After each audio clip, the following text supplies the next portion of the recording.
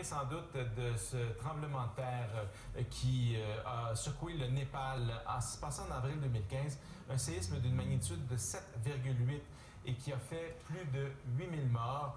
Vraiment, c'est toute une communauté là, qui avait été fortement ébranlée par tout ça. Et l'économie aussi, l'économie touristique, parce que le Népal, on s'y rend notamment pour y faire de l'escalade, de l'alpinisme. Et là, tout ça n'était plus possible. Et il y a toutes sortes d'initiatives qui sont parties de ça. Presque un an plus tard, donc, il y a 2 photographes qui se sont rendus sur place, ainsi que notre collègue Stanley Péan, que vous pouvez toujours entendre sur Ici Musique. Moi, je l'écoute la nuit en m'en venant. En reprise quand le jazz est là, qui donc se sont rendus sur place pour réaliser des photos. Stanley Péan dans nos studios de Québec. Bonjour. Bonjour.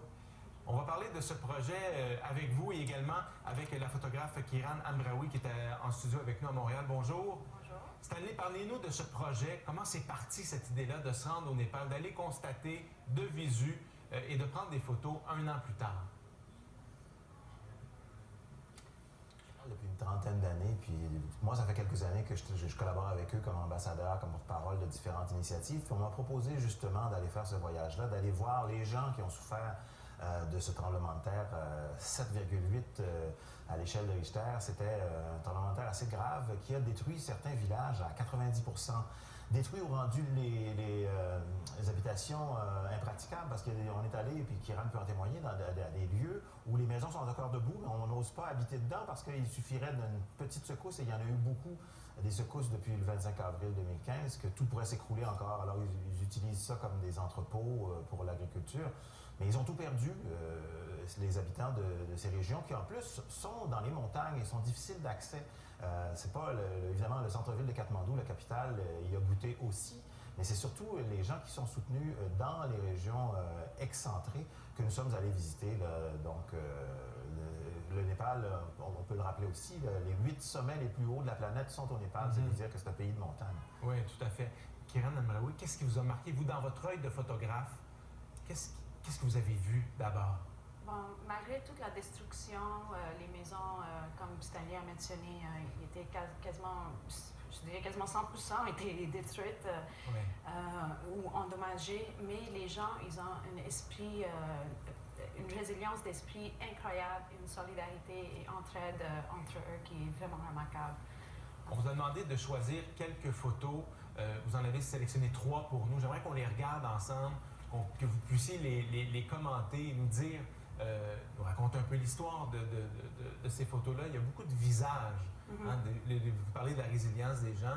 Il y a beaucoup le visage de ces gens-là. Ça vous a marqué, ça?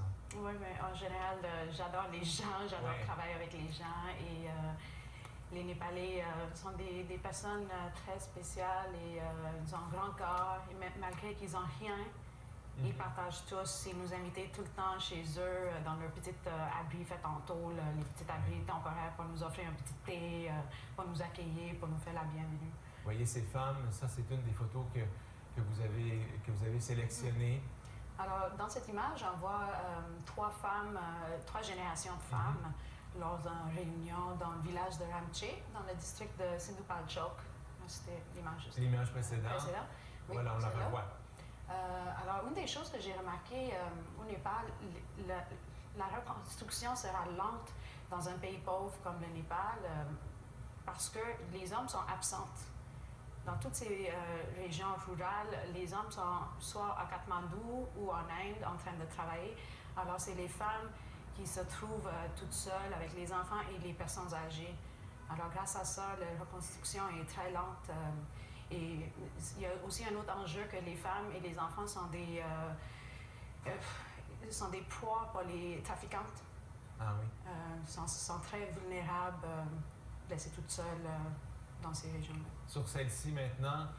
Cette image représente l'espoir pour moi. On voit que malgré tout, la vie continue. Les enfants ont recommencé l'école, les gens ont commencé à s'émancer leur charme.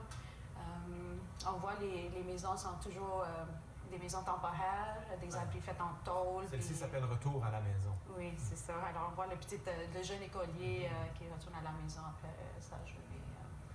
Alors ça représente vraiment l'espoir pour moi.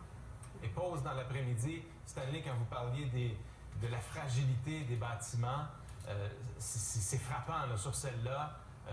On a l'impression que si on pouvait souffler dessus, tout s'écroule. Oui, ça a l'air encore c'est debout, mais c'est pas habitable. Et ça, la grande tristesse. Il y a un endroit où on est allé, Kiran, Benoît Aquin et moi, où vraiment, c'était comme un village fantôme, mais encore habité, parce que toutes les bâtisses sont là, elles ont l'air en bon état, mais ils dorment à côté dans ces tentes, dans ces abris en tôle.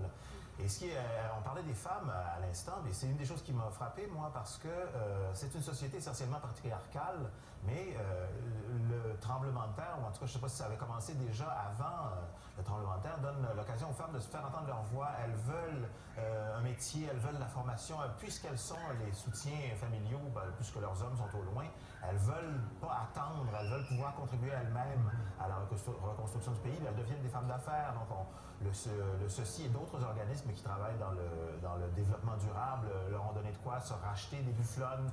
Et là, l'industrie laitière, on l'a beaucoup vu, une industrie laitière artisanale, mais qui se donne les moyens de non seulement subvenir aux besoins des communautés, mais aussi de devenir un commerce rentable. Vous pouvez voir ces photos à compter de cette semaine, de mardi, le 17 mai, c'est le vernissage, et ça se poursuit jusqu'au 12 juin prochain à Montréal, au Jésus sur la rue de Bleury. C'est organisé tout ça par le CECI, le Centre d'études et de coopération internationale. Des photos de Kiran Ambraoui qui est avec nous en studio à Montréal, mais également de Benoît Aquin. Stanley Payan également était du voyage. Vous avez écrit quelques lignes, Stanley? J'ai écrit quelques lignes. Il y en a qui ont paru dans les journaux, dans Métro. On pourra lire un texte de présentation et mon commentaire sur le travail de mes collègues. Salut, Kiran.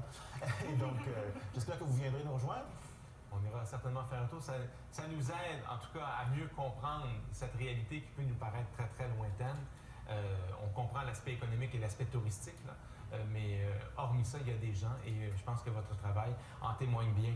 Merci beaucoup, Stanley, d'avoir été là ce matin. À très bientôt, Kiran Ambraoui. Merci beaucoup d'avoir été là. On se retrouve, nous, dans un tout petit moment avec la suite de RDI Matin Week-end, mais pour tout de suite, voici Sport Express.